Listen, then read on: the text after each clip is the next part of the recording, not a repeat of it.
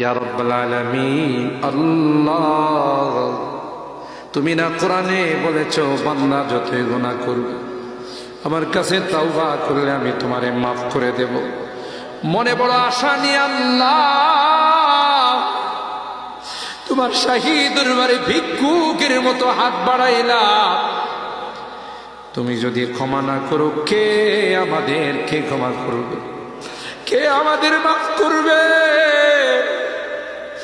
ভিক্ষুকে একজনের কাছে ভিক্ষা না পেলে আরেকজনের কাছে পায়। এক দুয়ার থেকে বিতাড়িত হলে আরেক দুয়ারে যায়। তোমার দরবার থেকে যদি মাহরুম হয়ে যায়, বিতাড়িত হয়ে যায়,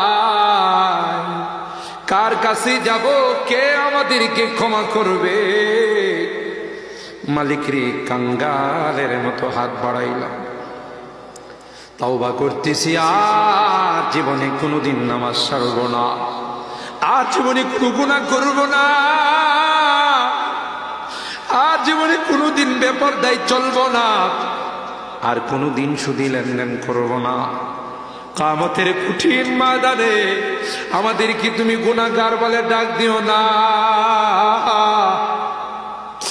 সূরা ইয়াসিনের মধ্যে পড়েছি, আল্লাহ গুনাহগারদেরকে তুমি গুনাহগার বলে ডাক দিবে আর বলবে, এ পাপাচারের দলেরা, এ পাপিষ্টের দলেরা, আমার নেককার বান্দাদের থেকে আলাদা হয়ে যা।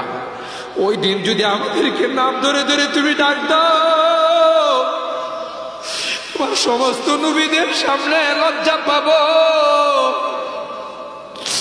মালিক রে, আজকে হরিনাদি মাদ্রাসা আবু বকর সিদ্দিক রাদিয়াল্লাহু তাআলা আনহুর নামে মাদ্রাসা তোমার ঘরের সামনে বসে তাওবা করতেছি, আর জীবনে কোনো গুনাহ করব না, আর জীবনে কোনো নাফরমানি করব না।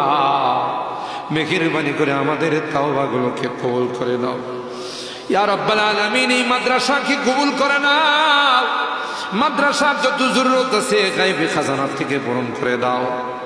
মালিক রে, ছাত্র উস্তাদ এলাকাবাসী কমিটিকে তুমি কবুল করে নাও ইয়া রাব্বাল আলামিন। আল্লাহ, এই মাদ্রাসার কাজে হাত দিবে তোমার কুদরতি খাজানা থেকে কাজটা পূরণ করে দিও।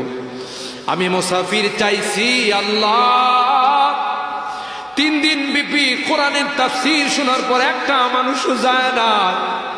এই বুড়া মানুষগুলো বসে আছে, যুবকরা বসে আছে, মাসুম বাচ্চারা বসে আছে, পর্দার আড়ালের মা বোনরাও বসে হাত তুলছে।